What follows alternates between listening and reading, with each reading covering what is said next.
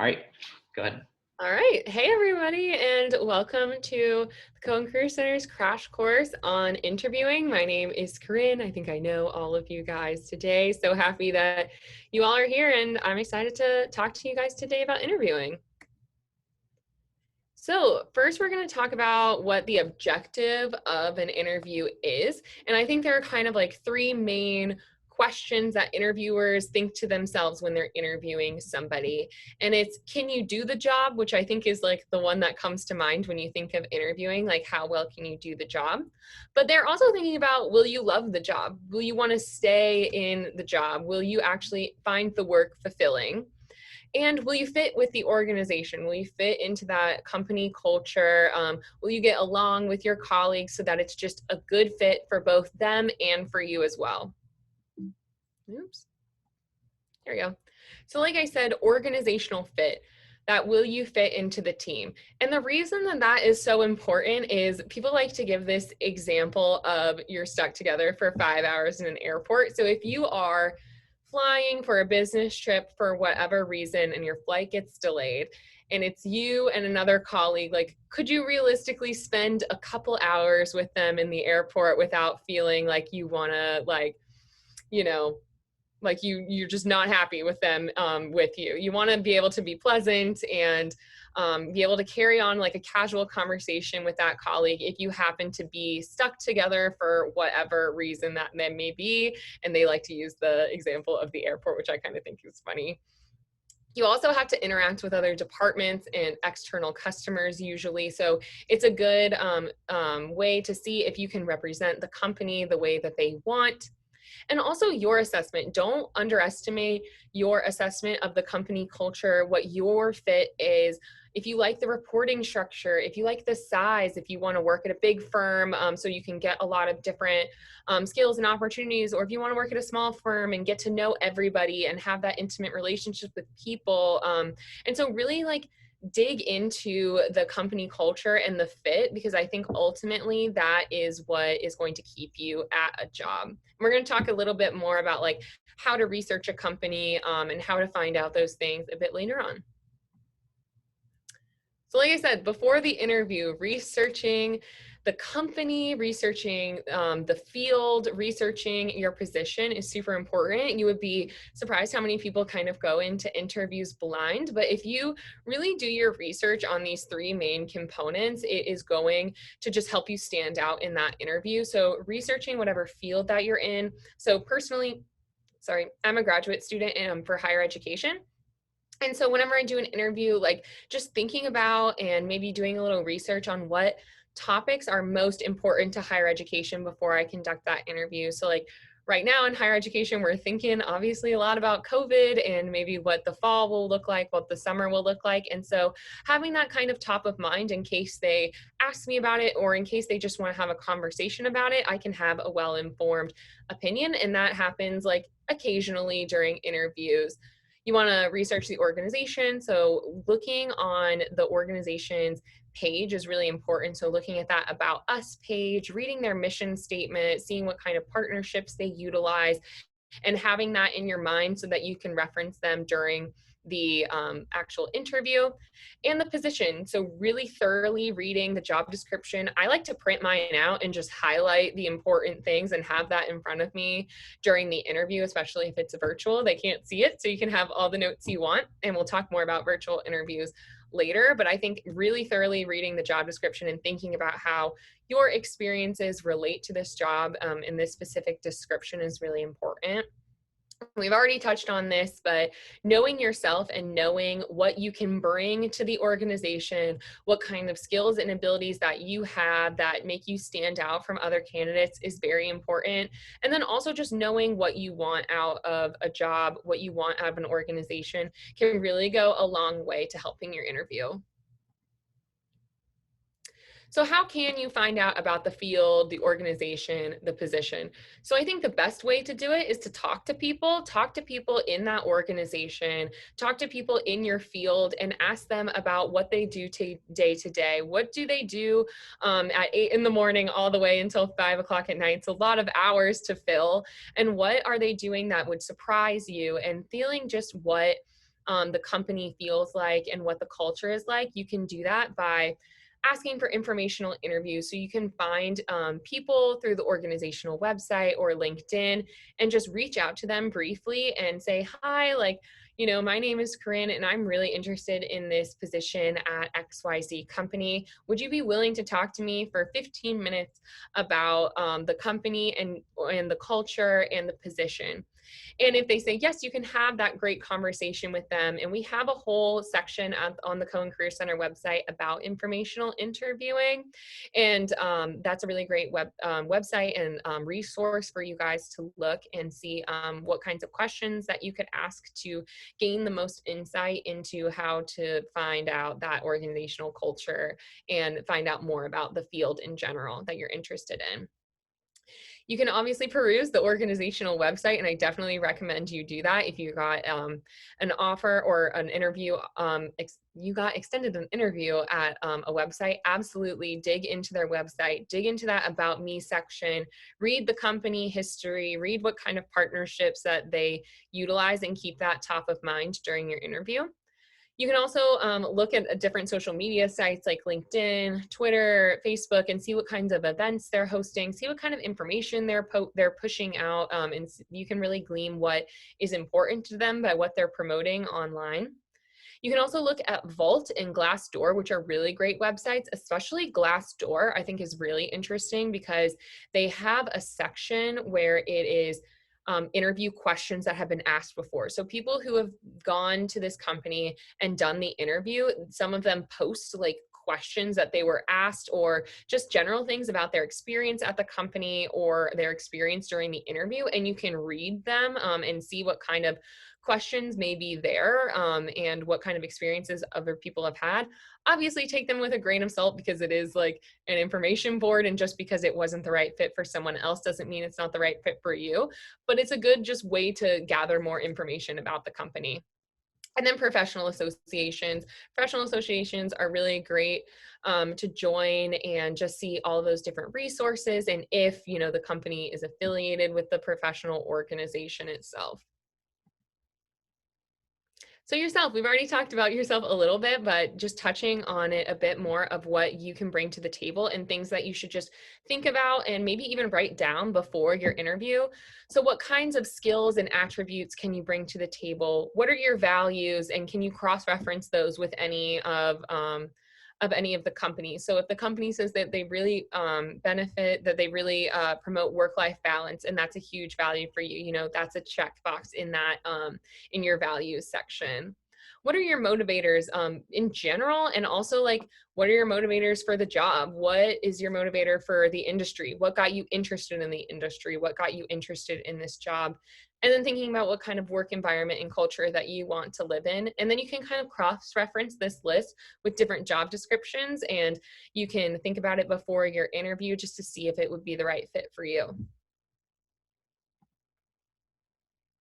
So transferable skills are something that not almost every company is looking for when it comes to hiring new graduates. So you want to consider which skills you want to highlight and what skills align with the employer's needs. So I think collaborating is a really great example. So collaborating and negotiating and all of these different things are examples of transferable skills. So what I mean by that is when the job description says, you're going to collaborate with X, Y, and Z people, you've already done collaborating in your work as a FGLI student, in your classes and group projects. And so thinking about like, if you're going through and reading that job description and you highlight that collaborating with XYZ partners, you can think about, okay, now what kind of story, what kind of example can I think of when I collaborated with somebody, so that I can show that that skill of collaborating is transferable from what I did to what I will be doing. So next we're going to talk about the actual interview. So that was just all like to get your juices flowing for your interview. And now that it's coming up, we're going to talk about the types of questions that you could potentially see during an interview. So the first one that we like to touch on is icebreaker questions. So it's used by some interviewers and some just like to get straight into the hard-hitting questions. But there may be some interviewers who start you off to ease you into conversation, like how's your classes going? How's the weather in your area and things like that. And I think the biggest thing to think of here is just you can be casual in your responses, but don't let yourself go too much. It's still a part of the interview, even if it's not a part of the structured questions. So if they ask you how your coursework has been and you've just had a professor that is just like, not exactly your cup of tea, you probably don't want to start off with, my classes are going terrible. My professor is doing XYZ and I just don't like it. But maybe taking a more positive, more professional approach and just saying, my classes, they've been really challenging, but I've really enjoyed all of this work. And I think it's really led me to coming to this job and it's going to be all worth it in the end, or something just a little kinder than that. Just making sure that you're still on, even though these questions are a bit more casual. So usually if they use icebreaker questions, they will transition then into these traditional questions.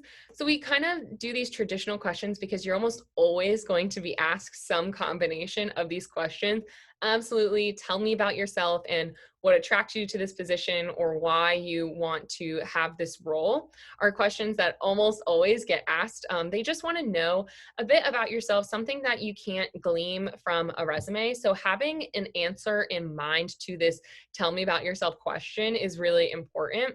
So for me, I like to talk about my journey into higher education. It's kind of a career that a lot of people stumble into, and I really like hearing other people's stories. So I tell mine during my tell me about yourself, and it's something that they can't really glean from my resume, and it tells them a bit more about me, and I have like this concise story to tell. And so think about what that story can be for you. And then what attracts you to this position, of course, is something you're going to have to think about. Why do you like this position? What skills can you utilize in this position that you want to? Is it in a location that you really enjoy? That's okay to bring up too. Is it the company values? Really think about what attracted you to this position, what makes you a good fit. And then some other ones, how did you select your major, your career, your industry? Just thinking about what sparked your interest in, history and education or something like that is a really good thing to have in your back pocket. This is one that I think some people get a little like caught off guard by, but how would like your professors describe you? How would your friends describe you? How would your previous supervisor describe you? So have a couple adjectives and a couple stories to back up that to keep in mind. And you could even ask your professors now or your previous supervisor now, how would you describe me to somebody else? And then you could have those answers in your back pocket. And then what kind of environment do you thrive in? That is one that's going to be a bit more about that culture fit. So it's always important to be honest about what you want out of a working environment so that you guys can find the best fit for each other. So the next question type is behavioral. There are going to be a lot of behavioral questions, and I think that these are kind of the questions that people think of when they think of interviewing. So it requires you to explain a specific situation and any skills and attributes that you utilized in that situation, or any outcomes you've achieved, and it's going to help like match your thought process to the position.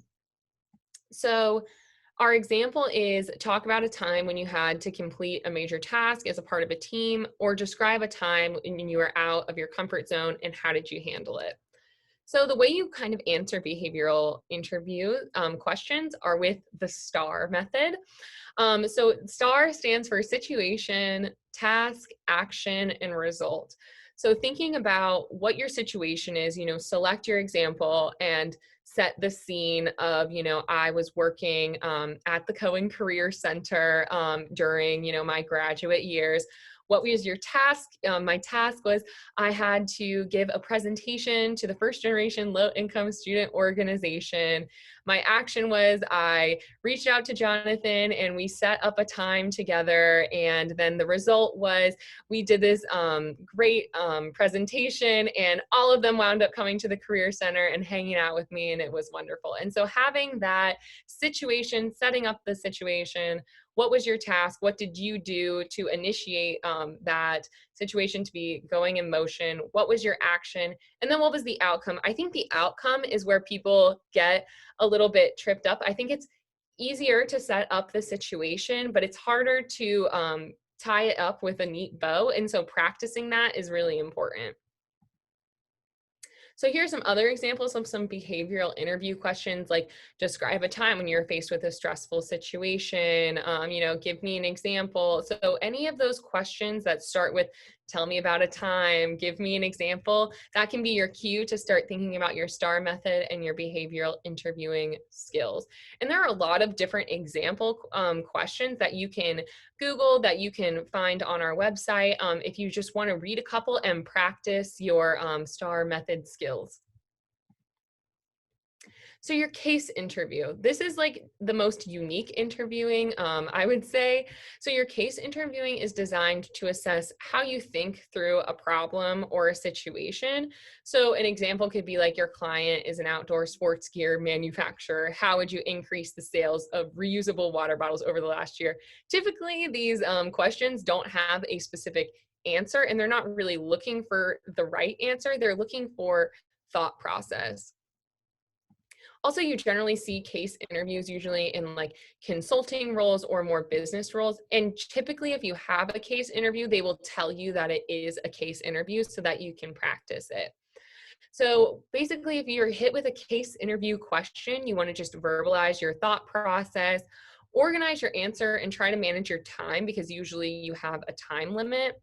Accept any coaching and listen to feedback. It's usually a two-way process. So if you say, I'm going to, do XYZ, and they're like, oh, but have you thought about this? Making sure that you're coachable, so where you can just take that pivot and say, I hadn't thought about that. What if we did, X and Y? And so thinking about that in a collaborative sense. Try to bring closure, like I said, just in the behavioral interview, just try to bring closure and summarize your thoughts. And again, like in case interviews, there's not necessarily looking for a specific correct answer, even if they ask you like how many shoes are in Manhattan or something like a little crazy and abstract. They're not really looking for a specific correct answer. They're looking to see your thought process. So the technical interview, these are usually used for like engineering software positions. So you may or may not run into this depending on your industry, but we'll go through it really quickly anyways. So this is where you work through like a coding problem on a whiteboard or a shared screen. And you can usually use like a programming language to help you answer the question. Again, just like the case interview, you want to verbalize your thought process, what you're doing and why you're doing it. And the interviewer can usually like give you hints, suggestions of like a different way to do it. And again, it's just all about taking direction and taking that constructive criticism with gusto and just being like, yeah, you're right. Okay, I'm going to do it this way now. And just not letting things like that bug you, just trying to keep a cool head. Also, if you find yourself that you have a technical interview, absolutely reach out to Don Snyder. He's our liaison to STEM careers, and he can help you with maybe more specifics if you've gotten that interview and you want to practice for it. So the last thing is your question. So now that you have done an amazing job and your interview is done, always they're going to ask you, what questions do you have for us? And you're always going to want to have a list of questions prepared, and having that list of questions, of insightful questions, is going to help you stand out from the crowd. So it illustrates your interest, your motivation, and your knowledge of the organization as well as the position. So you can Google a lot of different questions, and you can ask also those specific questions that you may have about the job description. But a couple examples are just, what are you looking for in the ideal candidate? What has been some recent challenges for your organization? And what do you like about working here? Find out those company fit, find out those culture questions, and figure out if you can be a good fit for this company in your questions as well.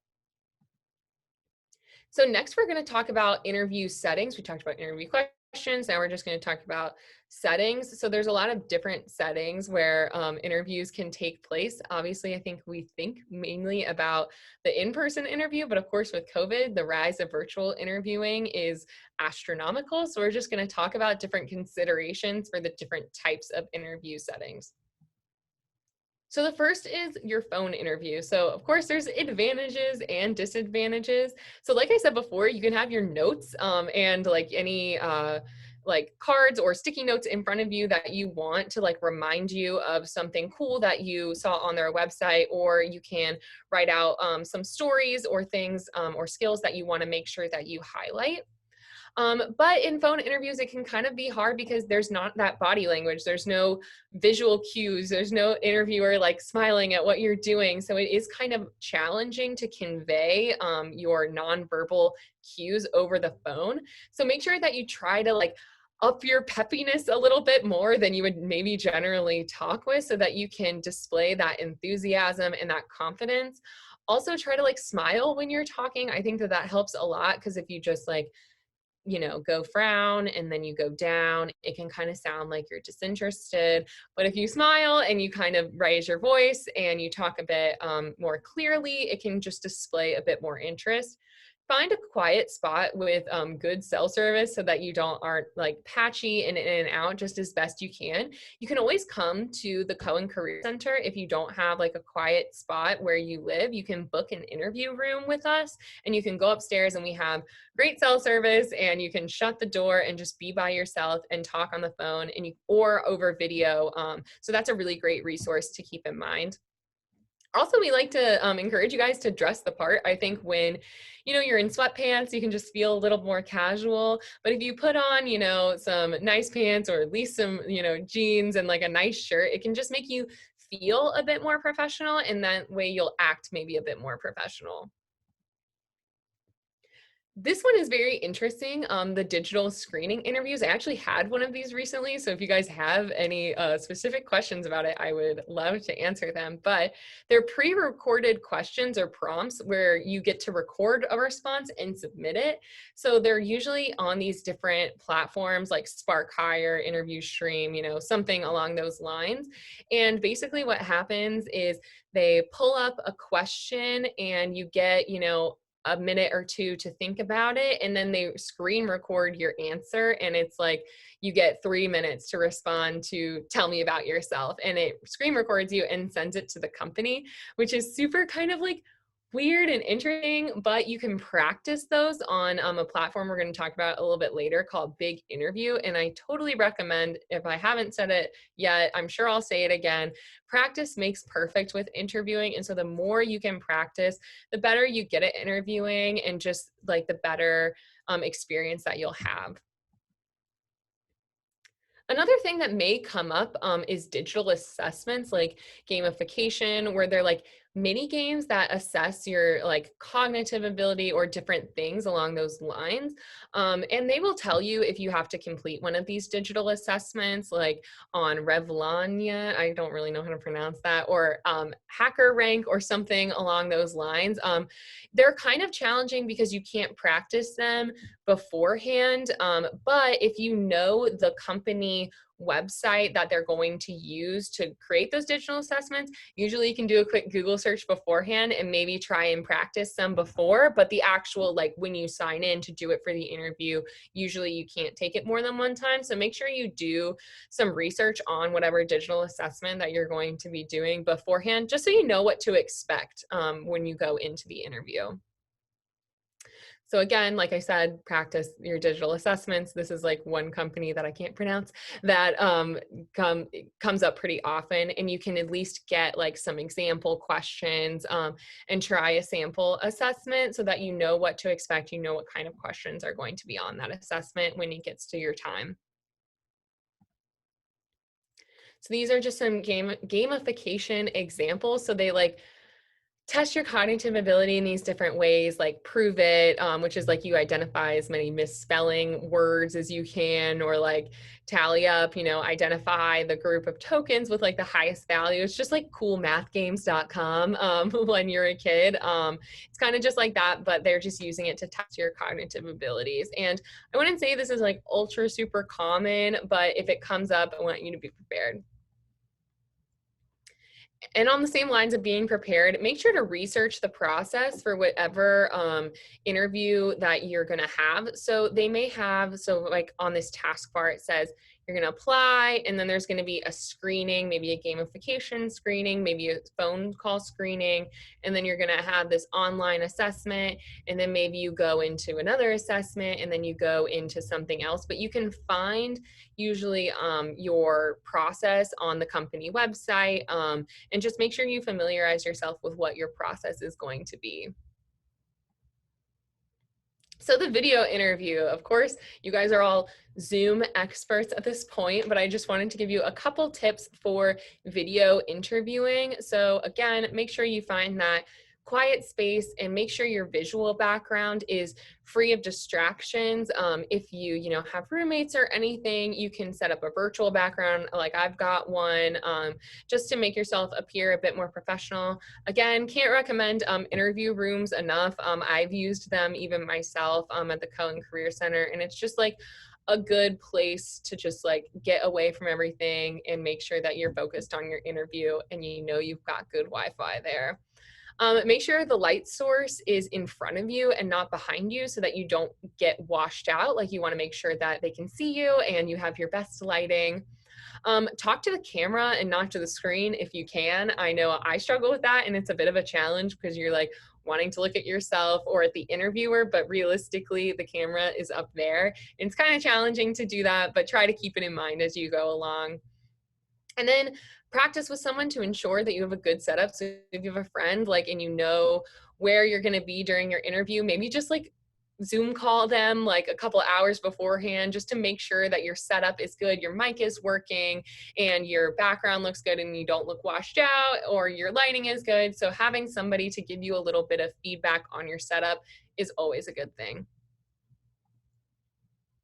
So there are definitely nonverbal elements that we've talked about a bit throughout this presentation. So things like your voice volume, your speed, your pitch, and your smile. It is just like for all interviews, you just want to make sure that you have enthusiastic like presence and that you're trying not to speed through everything really fast if you get nervous, but just trying to have a calm, confident demeanor as much as you can, and make sure that you smile, and that really shows your interest in the position, along with eye contact and your body posture. And if you're in person, of course, your handshake, but I don't think any of us are going to have to worry about that at this point in time. But when it does come back, like making sure that you have good eye contact and body posture, there's never underestimate the power of just like good handshake and connecting with someone on that level. So your attire and appearance, this is definitely a question that I think I get a lot. So when you have an interview, like what do you have to wear? And usually the answer is professional. You want to have a professional suit, pants, skirt, really nice shirt with no wrinkles that fits you correctly. There are some situations that may allow you to be more casual, like usually like education teacher interviews, you can wear like business casual. But if you're going in for like a business interview, you want to make sure you have like suit and tie, or as close to suit and tie as you can get. And neutral colors are generally best, like black, brown, blue, things like of that nature, just so you're not coming in with like a bright yellow suit and then you're just known as, oh, you were that kid with the bright yellow suit. And it's like, oh, that's maybe not the impression that you want to leave. So shoes, if you're doing an in-person interview, if you're not, hey, you can choose what shoes you want to wear if they can't see them, but generally closed-toed, low heel, make sure they don't have too many scuffs, that they look pretty nice and they match your outfit. And just making sure that you're neatly groomed with your hair back, you've got professional makeup on, and then minimal, perfume or cologne if you were in person. If you do find yourself like, oh my gosh, I don't have a suit, how do I get one? We do have a professional dress closet at the Cohen Career Center that you can borrow something from the closet for free and just find something that fits you. You can rent it and check it out from the Cohen Career Center, and then just check it back in when you're done, which has been a really great resource for a lot of students who maybe just have like one or two interviews where you need to dress really professionally, and then that's kind of it. You may not want to go out and spend a ton of money on that, but you can come to the Cohen Career Center and just get that jacket that fits you and just bring it on back. So after the interview, now that you have killed your interview, you need to do a couple other things just to wrap up your interview process. So you want to thank the interviewer and just reiterate your interest at the end. So thank them for their time. This is also the time to ask about next steps in your interviewing timeline. So usually they'll tell you, but if it hasn't come up yet, just saying like, hi, could you like give me some next steps in the timeline so I can, see what they're going to be. And so asking about those next steps so you know when the next time they're going to reach out or contact you is a good peace of mind for you and a good thing you want to find out before you close the interview. And then after the interview, you want to send a thank you note, which is best within like the 48 hours. You can send this via email or you can write it out and send it to the person. Of course, something I didn't consider is with COVID, they may not actually be in their office. So you may want to go ahead and email, even if you are a handwritten letter kind of person, you may want to just go ahead and send the email and maybe take a picture of the handwritten card and attach it, or send the email and do the thank you note. But with COVID, you just never really know where people are going to be. So an email is just fine. And just assess yourself, think to yourself what went well, like what needs improvement. Just having a little, reflection time is always really great. What can you improve on next time? What did you like absolutely, just crush, and like celebrate that moment as well. So a couple interview resources I want to highlight before we go into questions are the Cohen Career Center website has our own interviewing website on here. So if you just Google Cohen Career Center and go into the student section, on this left side taskbar, there's this whole interview resources page, and all the resources that we're going to talk about in these next couple slides are going to be on this page, as well as a lot of the stuff that I talked about today, like before the interview, what to wear during the interview, all that good stuff. Big Interview is a really great platform that you can access from the Cohen Career Center website.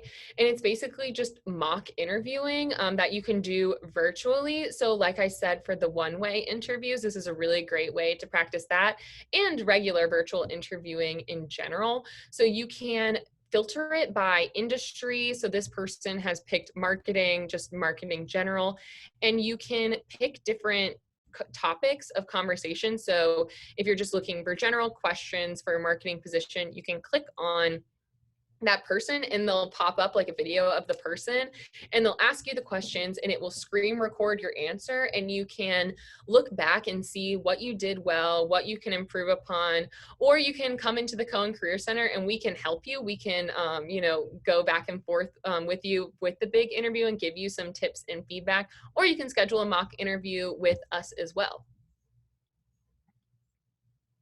And so this is just what Big Interview looks like. So you'll have this recording of a person with the question, and then you'll record the answer, and then you can hit next question, and then you can go back and watch your whole interview. So with any interview, like I've said before, the more you practice, the more ready and confident you're going to be, and a lot less of those nerves will happen if you just are well prepared, and you'll just feel far more confident and far more just ready for that interview if you just practice, practice, practice. Can't emphasize that enough. So if you have an upcoming interview or want to talk about really anything career related, I'm going to put my email in the chat, or you can schedule an appointment with anyone at the Cohen Career Center by logging on to Tribe Careers and going to the left side taskbar and going to advising appointments, and you can schedule one with anyone on our Cohen Career Center staff. You can also follow this link here to do an in-person appointment if you want to do that. We have some in-person appointments available as well. And on Tribe Careers, you can check out other crash courses and video clinics and things like this presentation if you're interested in other topics like resumes or cover letters or virtual interviewing specifically. There's a lot of those great resources there as well. So thank you guys so much for having me. I would love to answer any questions you guys have now about interviewing or anything you want to talk about.